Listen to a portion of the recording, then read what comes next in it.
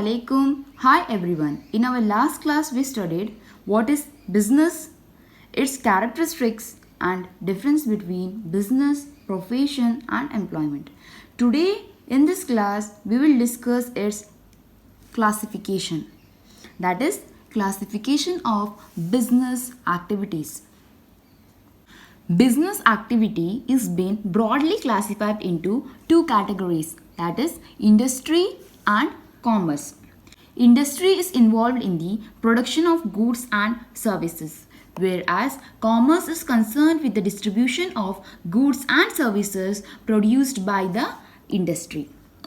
It means that commerce acts as a link between producers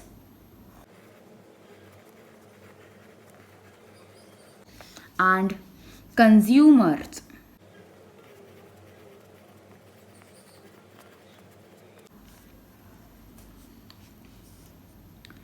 Industry is further classified into three broad categories, that is primary, secondary and tertiary sector. The primary, secondary and tertiary sector are interdependent on each other. That is, the primary sector is involved in the extraction and production of natural resources. Later, it will be used by the secondary sector. In the secondary sector, the product is then made into consumable items, which is then distributed by the tertiary sector to the final consumer. Primary industry is involved in two types of activities, that is extractive and genetic. Extractive industry is a type of industry in which products are extracted from nature. For example, mining, farming, fishing, etc. Whereas genetic industry is involved in the reproduction of plant and animals. For example, seeds and nursery companies, cattle breeding farms, etc. are example of genetic industries. Coming to the secondary sector, it is further classified into two main categories, that is manufacturing and construction. Manufacturing industry is engaged in the conversion of raw material into finished product, whereas construction industry is involved in the construction of buildings, roads, dams, canals, etc. Manufacturing industry is further classified into four subcategories, that is analytical, synthetical, processing and assembling. Analytical industry is a type of industry where a single raw material is converted into several useful products. That is, one raw material equals to multiple useful products. That is, crude oil is converted into petrol, diesel, etc. Synthetical industry. In this industry, two or more raw material are mixed together to create a new product. Two or more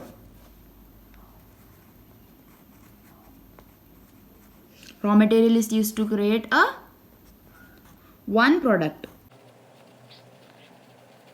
Example, cement industry, fragrance industry, etc. Processing industry is a type of industry in which a single raw material will process many times to form a finished product. For example, sugarcane need to go in many stages of process to form a sugar. Next is assembling industry. In this industry, the finished product is processed by assembling the various parts or components. Example, television, computers, etc. Now coming to the commerce part. Commerce is divided into two categories, that is trade and auxiliaries to trade.